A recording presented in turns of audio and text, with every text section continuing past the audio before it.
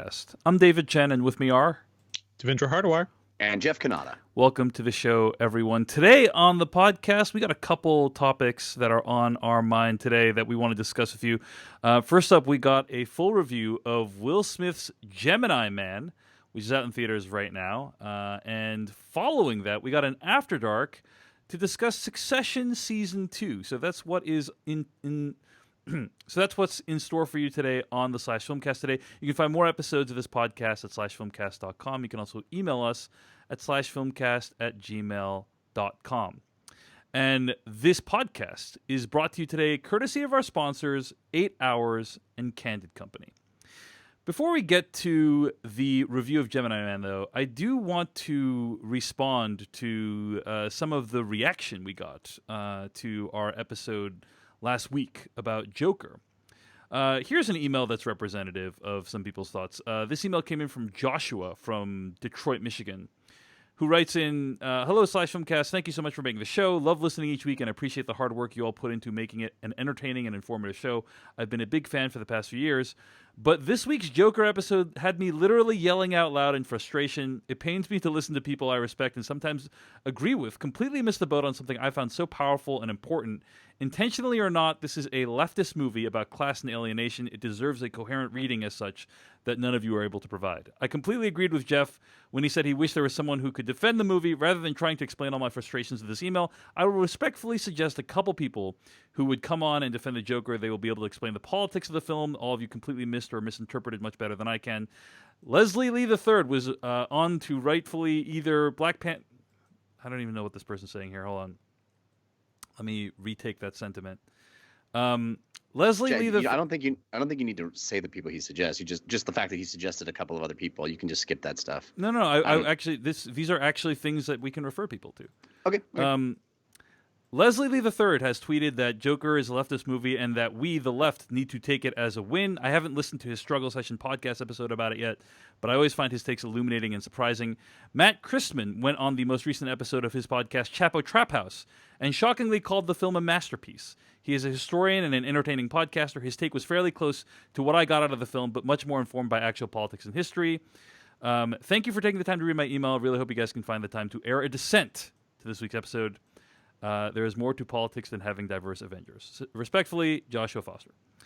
So that comes in from Joshua from Oakland, and wanted to, first of all, thank everyone for listening to the episode and having such passionate reactions.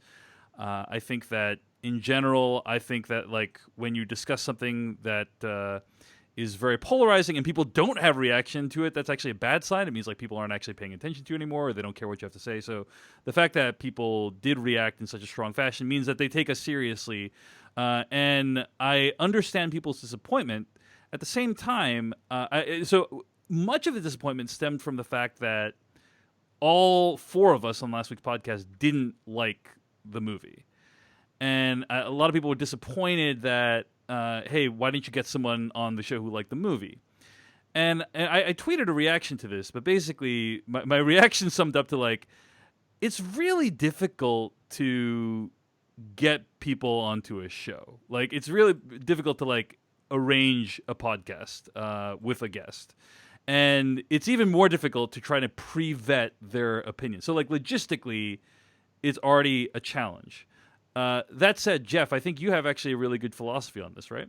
Yeah, I don't want to discount the difficulty because it is difficult, but I also don't think that's the best way to make a podcast. I genuinely don't. As somebody that's been making review podcasts for over a decade, it has become my experience that the best way to do it is to assemble people you respect, whose opinions you genuinely are interested in, and have a discussion that is not vetted beforehand, that you aren't just trying to set up in a certain way to have an entire spectrum of opinions represented.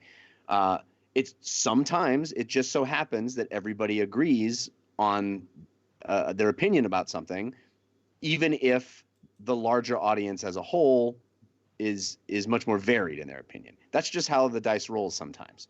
And I can understand if you are somebody that felt really positively about Joker, hearing that episode and feeling like that voice was missing. but I don't believe it makes for a better podcast to artificially create varied opinions. It's much more interesting. And I understand people are like, hey, you had a guest on anyway. Why not just have a guest who liked the movie? Well, I think it's more interesting to have a guest who has seen the movie and feels strongly about it. And then we all find out how we feel in real time. I think that is for me my preferred manner of conducting shows like this, where we're all discovering whether we agree or disagree as the episode unfolds, rather than pre-vetting it beforehand and trying to set up a CNN talking heads panel of equanimity. You know what I mean?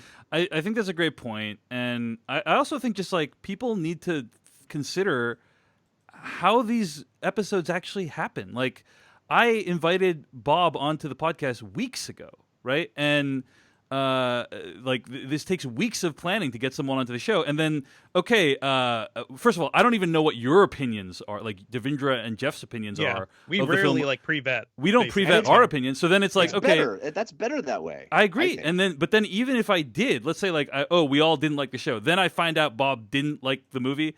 So what do I go back and like disinvite him from? It just doesn't make any sense to me, like that people want like people's opinion to be pre-vetted. So that's one thing. It's just like logistically, it doesn't make sense to me. And then additionally, it's also a thing where I just simply don't believe that it is true in general that the better podcast is one where the opinions differ. You know, I think that you can have a great podcast episode where everyone's opinion is the same. You can have a great podcast episode where everyone's opinions are different. It doesn't, just because they're all the same doesn't make it a inherently bad episode. Now, I'm not like necessarily saying like that was the best episode we've ever done. I'm just saying that like I think people have opinions about what makes a good podcast episode that differ to my own across a variety of vectors. And I think like Jeff, you've articulated some of them. I've articulated others. I think it's understandable if you're somebody that liked a movie or disliked a movie, and everybody on the podcast disagrees with you. I can understand being like, man, I wish somebody had my opinion, especially if I'm seeing my opinion out in the wild, right? I get that. That's a natural reaction. Yeah. It's just it doesn't take into consideration how that happens and why that happens, and it's kind of unrealistic. Yeah, and the best we can do is offer our opinions and opinions of a guest who we think is interesting. That's basically all we can do. And that being said, the reason I read Josh's email is because I don't know if you're aware of this, but there are like thousands of opinions of this movie out there. You know, like if you don't like our opinion, there's many other opinions that will match your own that are out there that you can enjoy. So appreciate, again, everyone listening, appreciate the passion. Hope people will understand that making a podcast in general is difficult. Making a podcast with differing opinions that are guaranteed to be different is basically impossible, at least the way we do this podcast.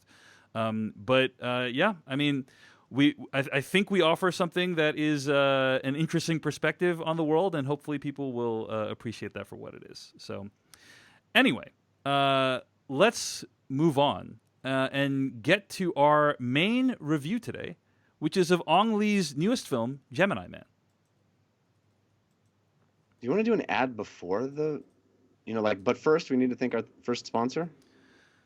Feels a little too soon. It's a little too soon, I think. Yeah, it's a little too soon, but a little too soon. Okay.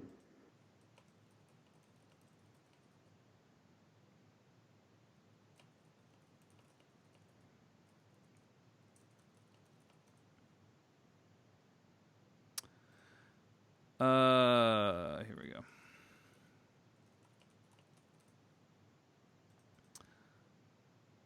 That was from the trailer for Gemini Man, the newest film by director Ong Lee. I'm going to read the plot summary from IMDb. An over-the-hill hitman faces off against a younger clone of himself. So, Devindra Hardawar, you are senior editor at Engadget.com. You are very much into new and upcoming and breakthrough technology, particularly when it comes to theatrical and home entertainment. So the idea of one of our best directors using this technology to bear on a sci-fi action movie starring one of the last great movie stars, had to be at least intriguing to you, right? Oh yes, sign me up. I've been basically begging to interview Ang Lee since July about this movie, like once it started getting closer. So yeah, I've been excited for a long time. I thought you were, Dave, I thought you were going to say, Devindra, you are a senior editor at Engadget. What if junior editor you came and tried to take over? Oh no. No, that is not the direction I went with that. But You could just splice in stuff from the podcast 10 years ago, basically. There you go. So, Devindra, after all that build-up, after that excitement, watching Gemini Man, what do you think of the final film?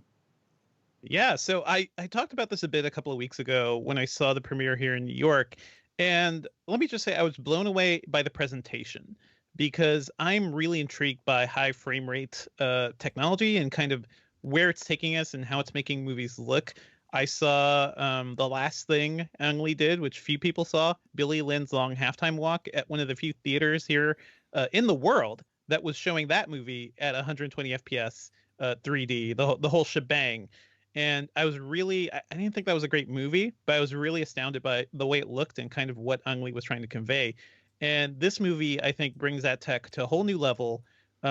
He does some set pieces here, which it was like blowing my hair back. It was like I was seeing a chase sequence in a completely new way. I was reminded of like the first time I saw the Bourne Supremacy crazy ass taxi chase at the end, which remains one of my favorite chase sequences in a film ever because of the way it made the audience collectively feel. I could hear the audience like release a breath after that chase was over. And I kind of had a similar feeling here. I think the high frame rate stuff looks weird at first.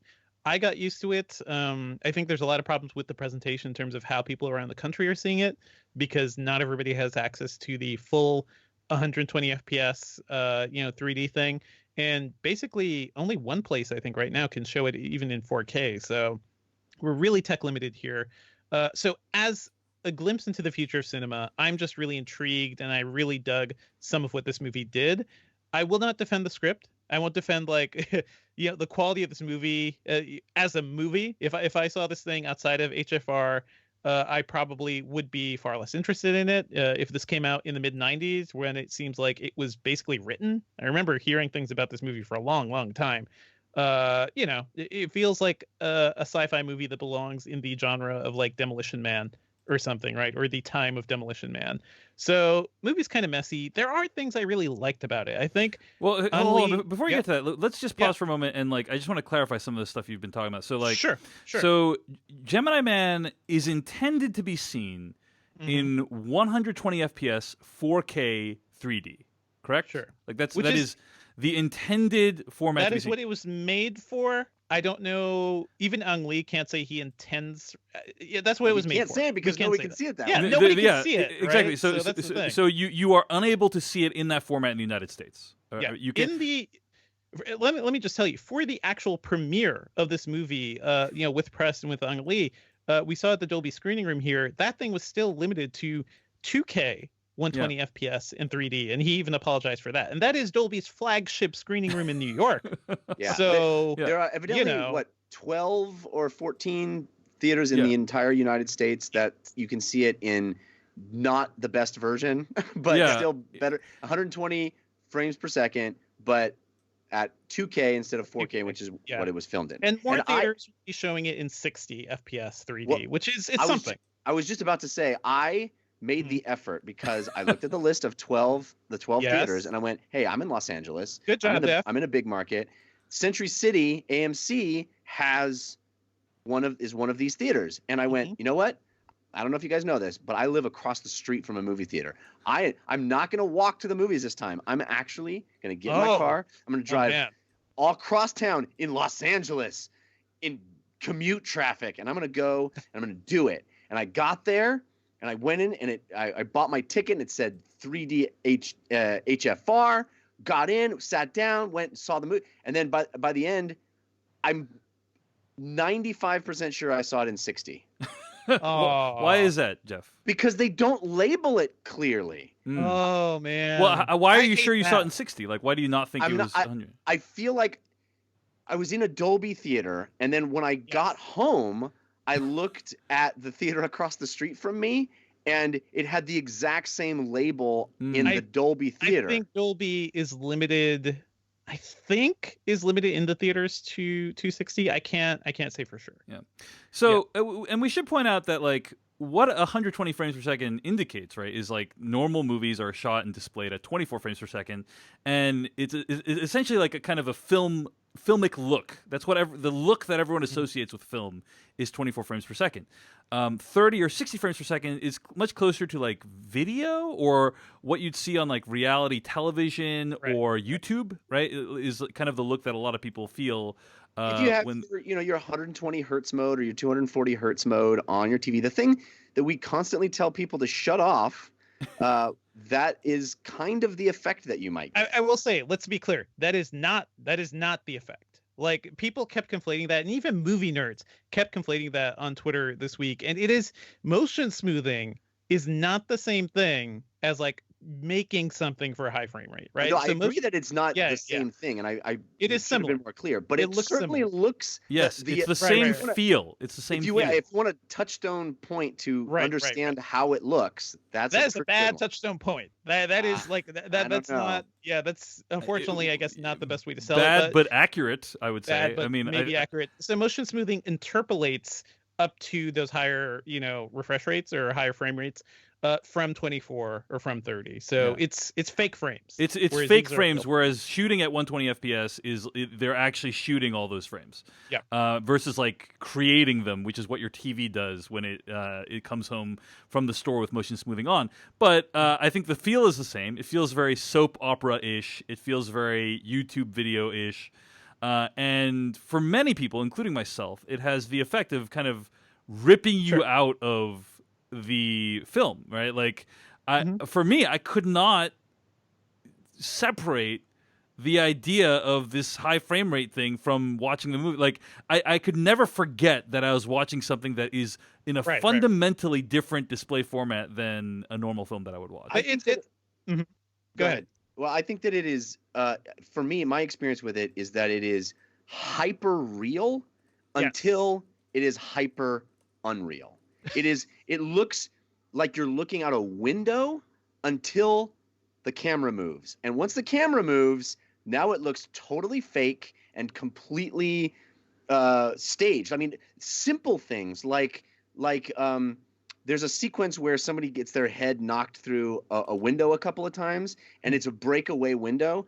I have never watched an action sequence and gone, that's a breakaway window. But in that resolution, at that frame rate, you go, oh my God, that's the fakest breakaway window I've ever seen in my life. Yeah. And I'm sure that it didn't use anything less high quality than any other movie. It's the format exposes that. It's like the jump to HD, right? Like when all the late night sets had to give up their like cardboard desks and cardboard like backgrounds, right? You had to have a real set. You had to have like, real wood and a real set. It is similar to that. I want to hear more about what you guys think.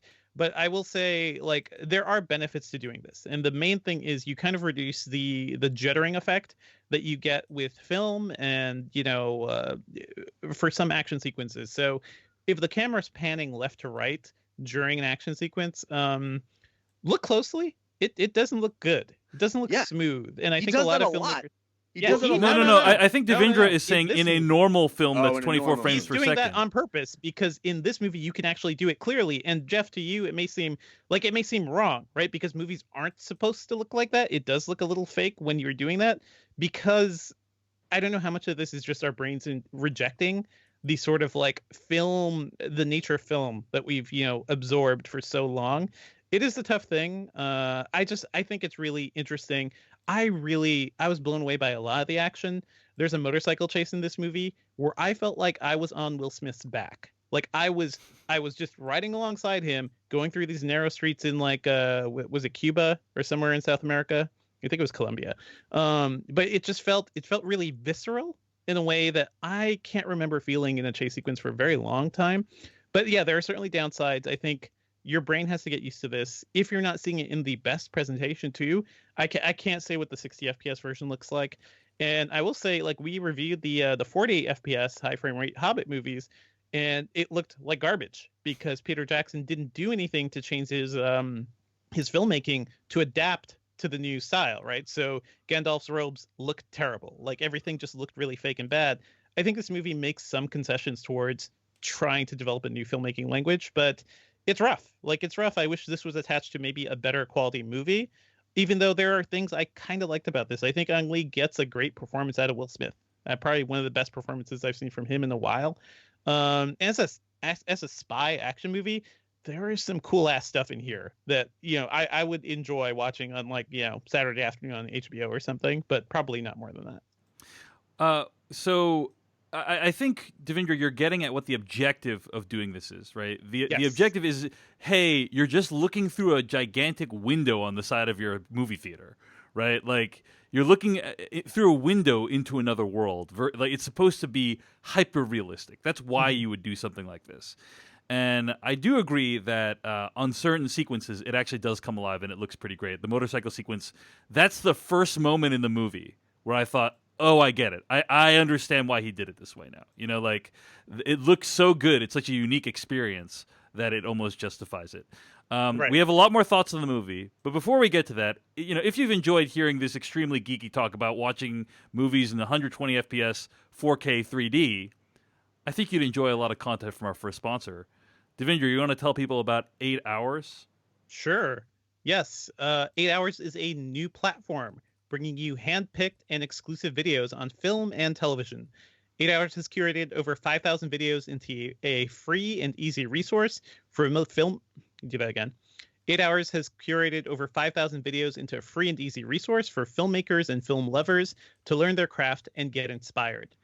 Now they're partnering with filmmakers and film professors to make unique, original videos from their perspectives, uncovering fascinating aspects of technique, film history, and what inspires the creative decision-making process. All the choices that went into your favorite films. In their first round of videos, do that again.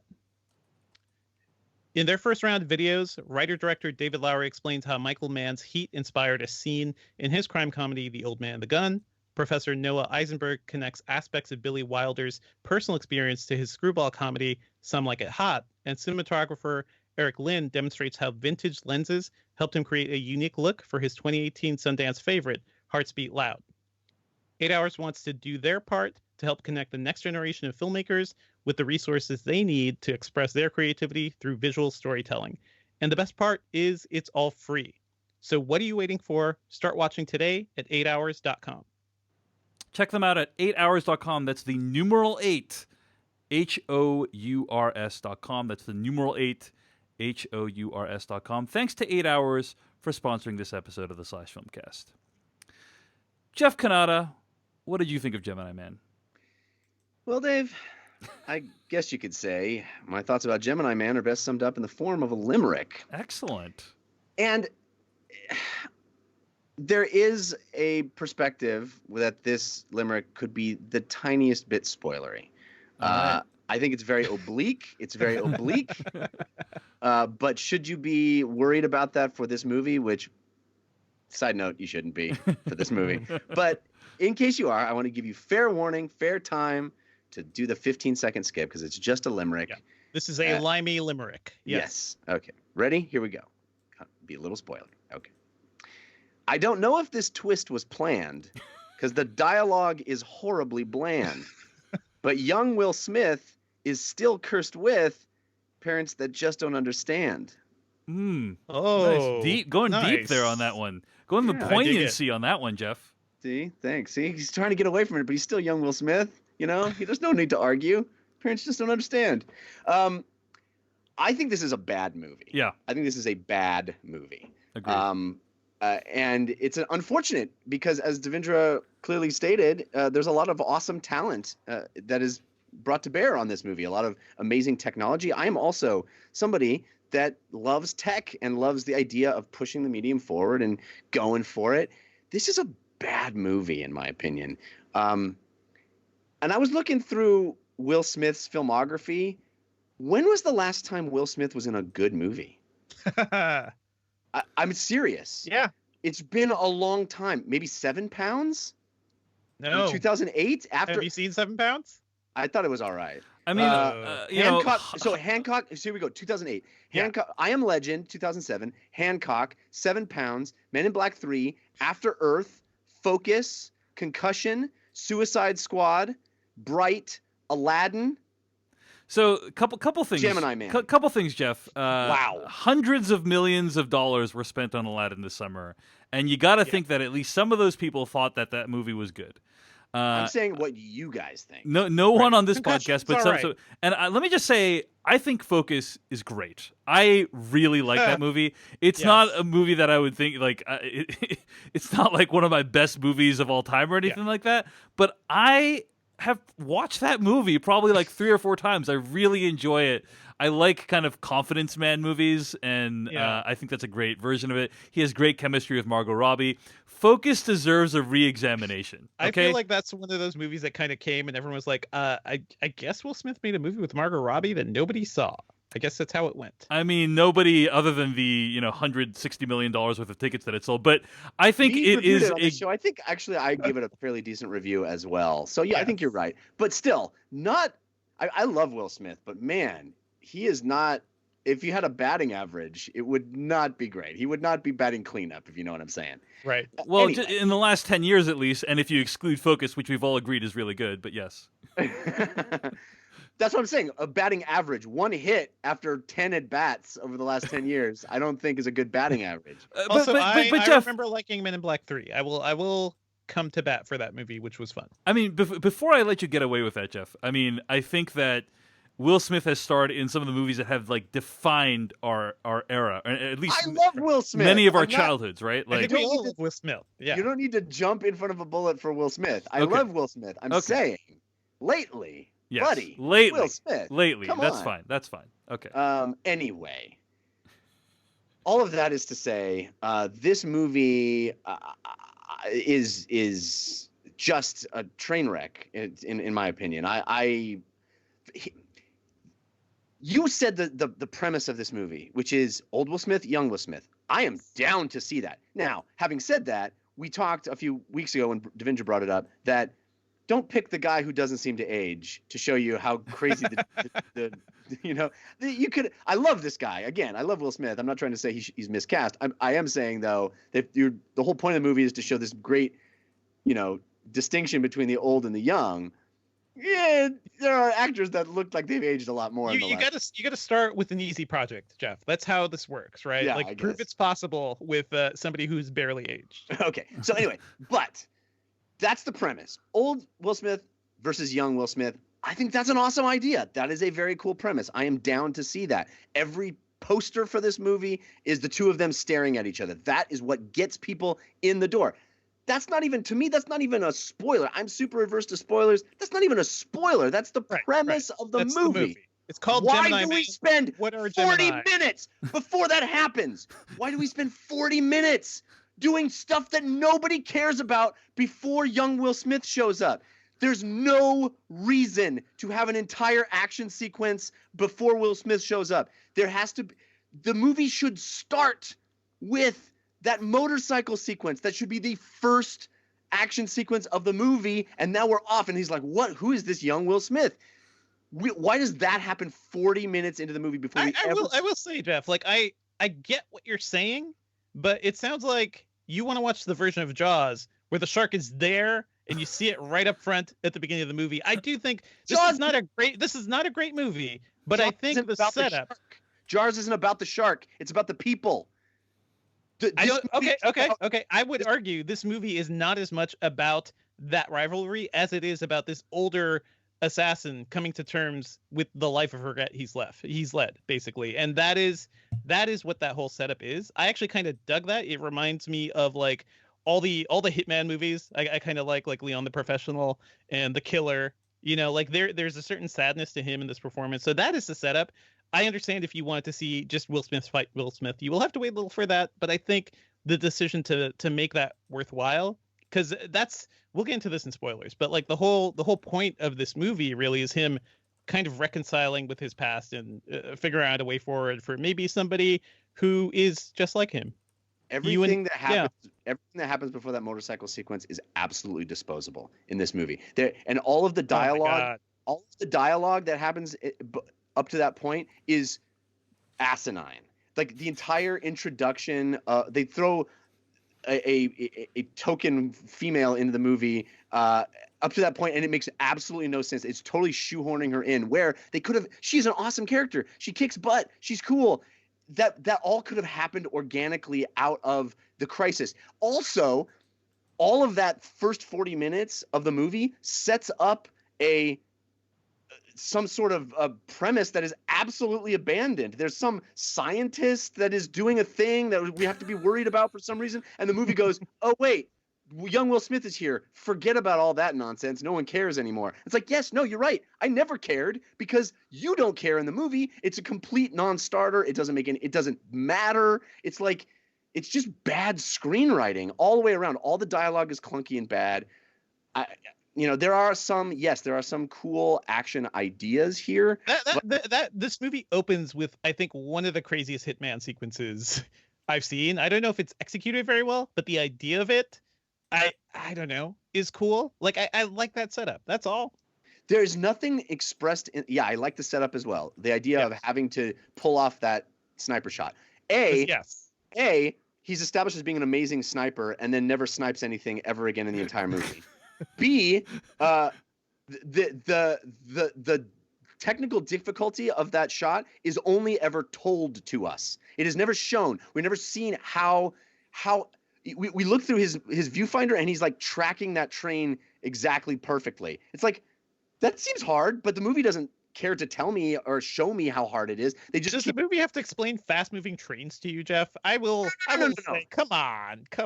Indra, I'm not saying it needs to explain. I'm saying show me why this is cool. Don't tell me that it is cool. After that sequence, we get 4 people going, that was the hardest shot I've ever seen. How did you possibly do that? You know how hard that shot was? You're amazing. It's like, no. It does feel like there was a weird abrupt cut for, like, I don't know, violence or gore or something. Like, it does cut away from, like, what is supposed to happen there.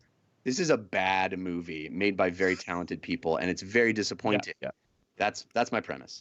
So I have no issue with the opening 40 minutes. I agree there's some stuff that's completely disposable, but as Devindra put it, I think it's actually cool when you have character development that occurs before like the main plot lights up, Great example. Obviously, one of the canonical examples, Die Hard, is like 40 minutes happens before any action even begins. So I'm like totally cool with like having a big interlude, or not interlude, but like a big section at the beginning where you're just learning more about Will Smith and his life. To me, the film's biggest sin is it completely squanders this premise of him meeting his younger self, right? Yes. Because you think right. that there are all these questions you could answer, but like, what does it mean to be human? What does it mean to have a soul? What are the implications of having like a younger version of you, but like with completely different set of experiences that you had growing up? All this stuff, and then. How the would whole, you like nature versus nurture issue could have been really fascinating. Nature versus nurture. It's also that like, hey, if you're an old hitman filled with regret, like how would you interact with this person who didn't have all that regret? How would you try to guide them? All these things about like how you would try to have them avoid the mistakes that you made or shape their life and so on. And basically none of that happened. Like there's a very little bit of that happens during the course of the movie. Spoiler talk, I would argue that is the movie. That is precisely the movie. But I have to talk specifics to, I guess, do that. We will talk specifics, and I'm looking forward to it. But I want to be on record in saying that I'm not opposed to the idea of taking a while to get to your premise in general. Please don't put me in that hole to say, oh, somehow Die Hard is bad because I knew he was going to have to fight his way out of the building and we didn't get to that for a while. I love Die Hard, by the way. I think it's a perfect action movie. But I'm saying in this particular case, this movie it spins its wheels in a way that wastes my time until it gets to the thing where it is mildly interesting, and then it squanders even that. But if it could have still established all of the things it intends to establish after putting our character in a much more interesting dilemma instead of manufacturing a dilemma that it completely abandons. It's like, oh, you got one last job and it's, this guy he was set up as being the scientist, and he's not actually the scientist, and then the movie just doesn't care about any of that anymore. Yeah, and in addition to that, I have to say I did not think that the de-aging technology looked good in this film. There were some scenes where I was convinced, oh, hey, that's young Will Smith, but I would say probably 80% of the scenes I was unconvinced. It did But not. for some reason, the very end of the movie is the worst. Yeah, like they like ran out of money, and they're like, yeah, I don't know what happened. The simulation is breaking down. Isn't it a misnomer to say it's de-aging technology, though? It's not de-aging. Like, yeah. It's a completely CG character, so it's not like what they did to what the Robert Downey folks in the Jr. Marvel movies. Yeah, it's not like that at all. It is basically Golem remade as Will Smith. Which is interesting because Will Smith is not like they're taking some aspects from his performance, but he didn't play the character in every single scene. So whatever you want to call it, you can call it a different thing. Devindra, you can make the distinction that it's not motion smoothing. It's not de-aging, but we've basically seen those things in the world, and I have seen young Michelle Pfeiffer in Ant-Man versus the Wasp. I have seen young Kurt Russell. I've seen things you people wouldn't believe. Attack ships off the coast, whatever. Anyway, point being, like, we've already seen people being made younger in movies convincingly. And to then have this in a movie that comes out after those films, however they did it, whatever tools they used, it didn't pull off the effect convincingly. Well, you'll certainly look at Captain Marvel, right? And young Samuel L. Jackson does not run like young Samuel L. Jackson. Like, he barely moves in that movie, and you can kind of tell. Whereas in this one, it's like they can have this character do things that certainly I think older Will Smith couldn't pull off. There's more we could talk about in terms of the action, because I think one cool thing they did by having this completely virtual creation, they could really there's some hand-to-hand fight sequences that get really up close and dirty in a way that we don't really see in movies, right? They don't do these sort of Burly Man fight, have we? Yes. Not since Captain America fought himself in Endgame have we seen anything as, that was just like 5 months ago. But I did not find the effects to be convincing, and that's also a huge problem. However, as I indicated, and I agree with basically everything you said, Jeff, I think this is a super clunky film that completely squanders its premise, and by the end is kind of a mess. In terms of plotting, in terms of themes, I just think it doesn't really know what it wants to be. I'm reminded in some ways of like Robert Zemeckis towards during his CG experimental phase, where like the technology became more intoxicating to him than the storytelling. It felt to me at times. Same thing with who's another director that like is heavy into the tech, but like Coppola. Coppola, or arguably George James Lucas. George Lucas, arguably James. Like this feels like a more of a tech demo than a great film, and I think the storytelling is where it falls down. Much more to say. Before we get to it, though, let's thank our second sponsor for today, Candid Company. Jeff, you have some thoughts about Candid? I do. My wife, honestly, is the one that should be talking now, because she is absolutely over the moon with Candid. She loves it. And, the holidays are coming up. We're going to take a lot of pictures. We're all going to be smiling in our photos, and we want a nice smile. My wife, who is gorgeous and amazing, has always been a little self-conscious about her smile, because her teeth on the bottom, she just doesn't like how they've been. So she has been using Candid. She just got her at-home kit of aligners that Candid Co. does. Candid Co. aligners straighten your teeth faster than traditional wire braces, which is pretty amazing. The treatment takes just 6 months on average. So my wife got this at-home kit, which, by the way, an experienced orthodontist who is licensed in your state creates the custom treatment plan for you. And then they show you a 3D preview. So that you can see how your teeth will look after you're done. So she got this kit. She had some when she was a little kid. She had some of these kind of things as well back in the old days when they didn't have this awesome technology they have now. She talked about how uncomfortable it was back then, how it tasted weird in the mouth. None of that with this Candid aligner kit. She did it all herself. It comes with this really cool app or video that takes you step by step through the process. She said it could not have been easier. You take pictures of the inside of your mouth, you do the aligners, you get it all sent, you send it back to them, and then they send you your stuff. It is awesome. She's going to have a photo-ready smile now in just 6 months. She's going to be excited. And we're going to, keep checking in with her and see how the process goes. But she just did the first step, which she said, I literally just went in and asked her about this to make sure I got it right. She said, oh my gosh, it was the easiest thing. I'm so happy. She's been wanting to do this for literally years. And we finally got the chance to do it with Candid Co. So she's going to have a photo-ready smile. You can too. Go to candidco.com/filmcast and use code FILMCAST to get $75 off. That's candidco.com/filmcast. Code FILMCAST for $75 off. Wow. candidco.com/filmcast. Code FILMCAST. FILMCAST. Thanks to Candid for sponsoring us this episode. Thanks also to all of our donors this week. We've got a bunch of donors that sponsored us for this, or supported us by throwing some cash our way. Thanks to Mark Crilly, a longtime supporter and donor. Really big fan of Mark's. Thanks, Mark, for your generous donation. And thanks to Lorraine Boissonneau, who writes in, 13 years ago, I started dating a guy who loves movies way more than I did. Eventually, and with the help of incisive commentary from the /Filmcast, he brought me around. Thanks for all the great reviews and limericks, and happy anniversary, Kevin.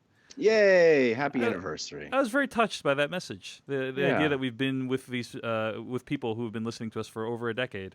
But glad that you chose us, Lorraine, to celebrate your anniversary with Kevin. Thanks to Alexander Wallace, who writes in, I have a message for /Filmcast listeners. You know Jeff, he's great, but you simply don't know the full extent of Jeff's powers until you've experienced the dungeon run. Whoa! Seriously, give it a try, even if you have zero interest in D&D. The storytelling and performances will blow your socks off. So you got a dungeon run fan right there. Thank you, Alexander. That's amazing. I'm so heartened by that. Thank you very, very much. I agree that you should try the dungeon run. Listen to Alexander. Don't take my word for it.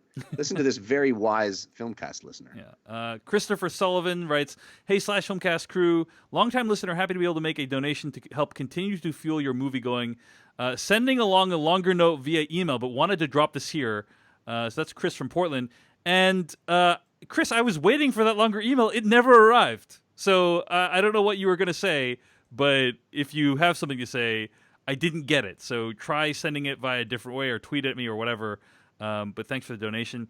And Dylan G, also from Portland, writes in, thank you, Jeff Devindra, and that one other guy for all you do and all you put into this crazy venture that brings so much joy to so many. P.S. I just heard Jeff lives across from a movie theater. Did you guys know that? Yeah, it's Dylan true. Apparently listening to this episode of the podcast. Yeah, he must have heard it here. Yeah. And David Robson from Saskatoon, Saskatchewan, Canada, writes, and keep up the great work. Thanks to everyone for donating. Saskatoon, Saskatchewan. Thanks to everyone for donating. We really appreciate it. And if you are wanting to donate and support us, go to paypal.me/filmcast. That's paypal.me/filmcast. Use the PayPal links on the side of the page at /film.com on the /filmcast tab. We never want you to donate if it in any way causes you any hardship, but if you do have some extra cash, please throw it our way. And also, if you want to support us for no money, the best way to do that, go to Apple Podcasts, leave a review for us. It really does help a lot because there are a ton of movie podcasts out there. So if you leave a review or even a star rating, takes just a few seconds. All right, thanks to everyone for donating. Thanks to all of you for your star ratings. Let's move on to spoilers for Gemini Man starting right now.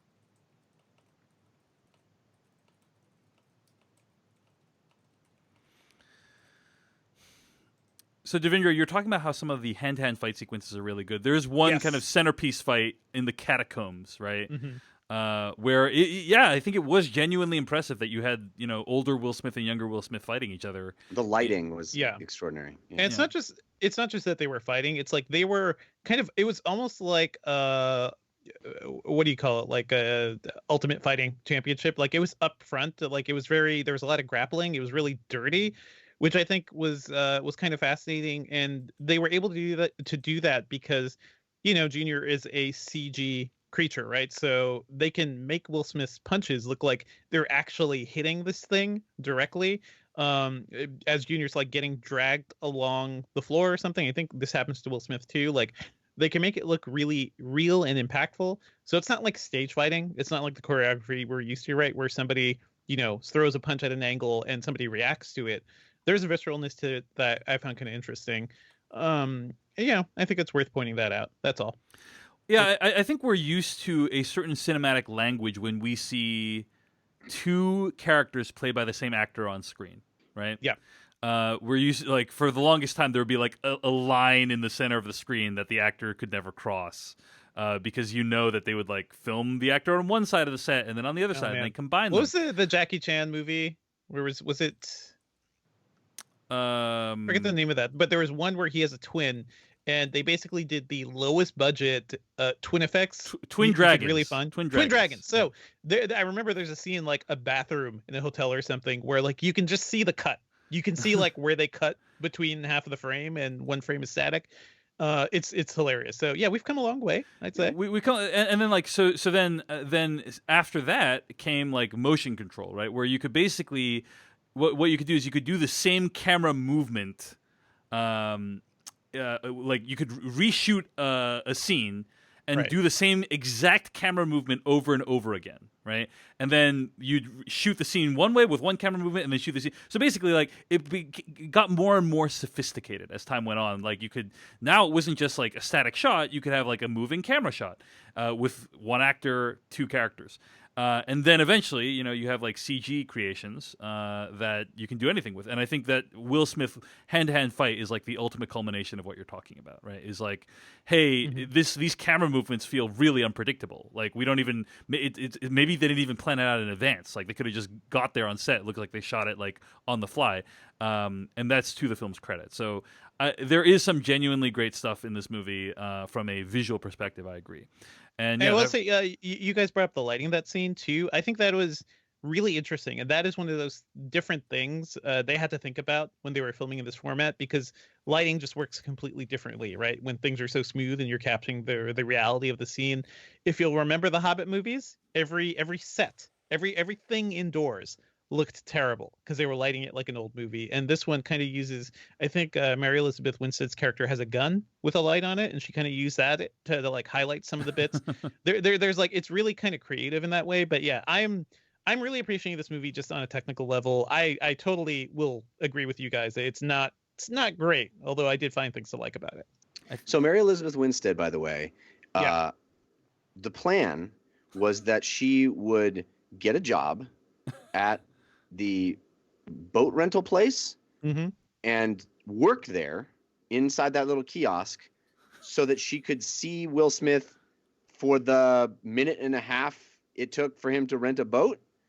And that's how she was going to keep tabs on him for the rest of his life. There's probably a lot more going on there, Jeff. Spies have all this tech where they can like, surveil things. They can listen. Like, Jeff, I feel like you're kind of ridiculing the things of this movie that like don't even deserve the most scorn, in my opinion. Yes. For me, the last like 30 minutes of this movie, from a storytelling perspective, is a disaster. Like the first 30 minutes, the middle 30 minutes, and the last 30, all of the minutes are a disaster from a storytelling perspective. I'm trying to point out that like nothing makes any sense in this movie if it doesn't hold up to the tiniest bit of scrutiny. Let's talk about the last 30 minutes, Jeff, because I think there's plenty of meat on that bone. Like we found out so many things in the last 30 minutes. Like number one, Clive Owen apparently raised Will Smith as young Will Smith as his son because he wanted a version of older Will Smith that didn't have the trauma of young Will Smith. Right. Like his theory of child development was, hey, this like hardened killer, if I can raise a version of him where he has a dad, then he's going to be even better. I call this Clive Owen's theory. Plan. Let's see if this works in 20 years. But also there was one additional one. There was also one additional one. Dude, I'm getting to that, man. I didn't even get to that yet, okay? So let me just say that plan is dumb on its face. Like, if you even read a single child psychology textbook, I think you would realize, like, hey, just because you give this guy a dad, that doesn't necessarily solve all his problems. Not to mention, you're still training him to murder people. Like, maybe it's the murder that is the problem with Will Smith, not whether or not he had a dad. You know? Look to the left, look to the right. If you don't see the problem, it's the murdering. the the the other thing is, as someone who, not too long ago became a dad for the first time, imagine that day where he's like, you know what I'm gonna do? I'm gonna raise this kid to be this ultimate super soldier. That'll be awesome. And then like 8 months in, he's like, oh man, I still gotta be a dad. This is like he's an 8-month-old. He's not an awesome killer yet. He's just a annoying, mewling 8-month-old that I have to deal with. And then there's like Jeff. He's Clive Owen in a stately Georgia mansion. He has people for that. You think he had people? He has people. He has I guess help. that's true. He has government help. Yeah. I will say I found the Georgianess of this movie kind of hilarious because at one point they're in like, is it Eastern Europe, and they're like, I guess we got to go back to Atlanta because that's where our tax credits are. So back to Atlanta, guys.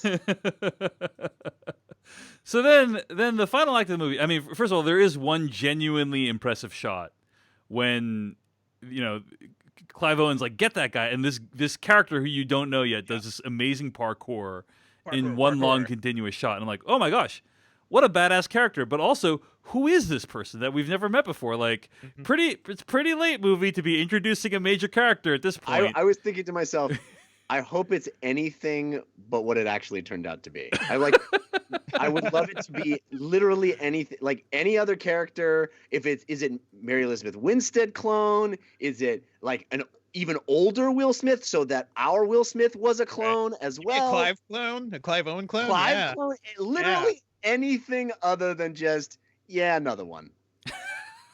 Well, and also, how does that make any sense whatsoever? I would say I found that at least implied like there could be an army of these things, right? But then they explicitly say, well, I got word that that's the only other one. Like they literally come out at the end of the movie and go, man. At the end they do say, I got news. The movie would have been better if they didn't even like say that. It's just like, hey, there's another one. That's weird. That's weird. It felt like they 80-yard in that line to give it a nice ending, right? But also, like, so did Clive Owen raise these kids in parallel where they didn't know each other? I think he raised one in like the no father test, and then Junior is the one with a father test, and it's like got to put them against each other, see which clone is better. Well, none of that is in the movie. I'm answering Dave's question. Okay, that's all I'm doing. Introduces that character. Someone asks the character a question in its dying moments. The character has no last words and dies. It is the most insane. Like it plays like it's a big reveal, but then it's like you just gave us absolutely no information. I will say I think the symbolism of that is like literally showing Junior like what his future could be. Right. If he just had like a change of heart, right? He basically turned on his team and then he flipped again on his dad. So that it is that moral quandary that the movie is kind of wrestling with. But yeah, I don't think it should be a big surprise reveal. Probably not the best way to do it. I think I knew the movie was completely off the rails when Will Smith goes up to Mary Elizabeth Winstead character and says, "You've been a great partner," and I'm like, was that ever in question? What was her arc supposed to be in this film? Like, was it mentioned that she was a bad partner at some point? Like, because that's her arc. She's like, hey, like she didn't even give the monologue speech where she's like, hey, one day I was in, Kuwait with someone and I let my partner die, so something like where it was like, it would have set up that, hey, this character needs to redeem herself. And that moment would have been like, hey, you've been a good partner. You have redeemed yourself. This is the end of your arc. None of that happens. None of that. Yeah. My favorite moment, by the way, is you've just killed 400 people. Don't kill your dad. You brought a tank onto the city streets. Yes. Yeah, you killed all of those people have families. All of them. They are all somebody's brother or dad or son or daughter. You murdered them all. In fact, I just used my last bullet to shoot 2 of them in the head in one shot, not caring one whit about who they are or where they come from. But if you kill your dad right now, it will change you forever, and you'll never be able to deal with that torment. Watching your dad die in front of you, you'll never be able to handle that. Okay, you're not going to do it. All right, I just did it right in front of you for no reason. I was like, you just talked him out of doing that so that you could do it in front of him? Well, Like, it wasn't the trauma of seeing the dad. I think it was the act of killing the dad. But I agree, the distinction is very slight. It the seemed like that was distinction going is- in one direction, and then it went in a very different direction very quickly. Yeah. It's yes. The idea that there's somehow a big line of distinction between the trauma of pulling the trigger and the trauma of watching the trigger pulled is hilarious. Hey man, I've seen plenty of action movies, and it's a thing according Yeah. to every 70s action movie, I think. I will say it is this movie does like the touch of the Minority Report thing, where like Clive Owen's character is like maybe has a point. Like maybe we should have people who don't have families out there kind of fighting the wars and kind of doing things. But then yes, you have to wrestle with the moral quandary of it, I guess. This movie does end in the way Minority Report ends, where like, well, this program is shut down. All those soldiers going to war, their families are gonna miss them. It's gonna suck. The end of Gemini Man. Yeah. It's almost like I saw that in a movie called Universal Soldier in 1991. But Indeed, you know, indeed. Or Minority Report. Yeah. I will say the thing I hated most about this movie is the very, very last, very final scene where the junior effect seems like, yeah, they couldn't render it. They just anymore. gave up. They just gave up. yeah. The computer was like done with it. But also it is I kind of liked how sweet the movie was kind of throughout, but that was such a just like a cloying, sweet, sentimental ending that it doesn't feel like the movie deserved at all. But I don't know. Like they couldn't resist. They needed to have him make a joke about talking to himself. You know, and they're like, I just can't fit that line in anywhere else. We don't need the sitcom ending, right? It's the ending to a sitcom season between the father and son. I mean, I will say it literally is parents just don't understand. That's what parents it's just like. don't understand. Yes. Yeah. One thing I did want to mention though, I did find like parts of this movie kind of sweet in a weird way. Like I like the friendship between Benedict Wong and Will Smith's characters. I really liked as soon as Will Smith kind of understood who Junior was and kind of what was happening, it was an immediate like almost like a fatherly reaction to it, wherein like he was never at that point he was never trying to kill Junior. Like he put himself in a lot of situations where like Junior could have killed him easily. Where his entire goal was to like, okay, if I can't save myself, I'm gonna save this kid. And that is the movie. That's kind of why he does that. So I think the movie at least wrestles with that a bit. Does this seem weird that there was a lot of scenes where all three of them are in robes for no reason at all? I mean, What do you never turn down a good robe, Jeff. Come There's on. like 3 scenes where they're all just in robes, in like white hotel robes, for no reason. Here's the thing that was weird to me was I feel like it took them both a little bit too long to figure out that they're the same person. Yeah. Like young Will Smith, I can see because like I could see you not if you're like a young person and you saw an older version of yourself, you might not immediately recognize them, right? Like that makes sense to me. But old Will Smith would know what his younger self looks like. You know what I mean? So like when it's revealed to him, hey, by the way, that's you. It's not like, oh my god, you know, like it's like a shock almost. But I don't know. It just felt like it took them a little too long to put that together. And the monologue about you wake up in the middle of the night and you think this and you hate cilantro and all that stuff. It's like I'm pretty sure none of that is how science works. I don't think that just because you have the same DNA, you have the same dreams. I don't think that's I mean, the movie's clearly coming out on a nature instead of nurture side of things. Right. You know, like I mean, the movie's not more coherent about its point in that regard, but it's saying like, hey, there's something inherent. I got the impression there's something inherent in all of like your DNA, in your humanity that like makes you that you cannot separate, even if you were to like move you to another place, or be raised by Clive Owen, for instance. So yeah. Anyway, it's pretty incoherent movie thematically. Some of the action looks great. It's an interesting experiment in technology, but ultimately, I think can only be called an interesting failure at best, which is a shame because I think Ang Lee is really talented. I mean, the dude has made, in my opinion, some of the best movies of all time. right? I agree. I I agree, mean, dude. I will say I spent 30 minutes talking to Ong Lee on the phone last week, so that was a cool geeky conversation. But I did straight up ask him, like, dude, why are you doing this? You've won several Oscars, right? You don't need to do these crazy experiments. And he's like, I'm curious. That's it. That's his answer. And even as we were talking, and even during like the roundtable, like he had no clue like if this movie really works as like an entertaining movie, right? He was like, I hope you like it. He's very like self-deprecating about it. So this is one of those things. I don't know if this movie is bombing or how badly it's doing at all, but I think I want to see more experiments like this in high frame rate. I don't want it to replace everything, but I think it has a role. And one thing that's really cool about this tech is that right now you can really only see in theaters. So sort of like the full IMAX presentation of a Nolan movie, you can't get that at home, no matter how great your theater is. I wonder if the Blu-ray will have like 60 FPS though. It probably will. So the Billy Lynn Blu-ray, which I own, I spent $35 for that Blu-ray because I knew that thing would just like disappear off the face of the earth.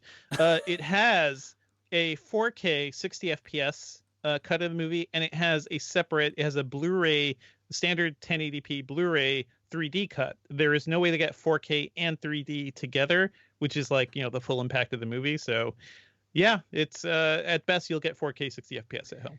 My favorite thing about this movie is that there are several shots where the camera dips underwater, and in this format, in 3D, it is extraordinary.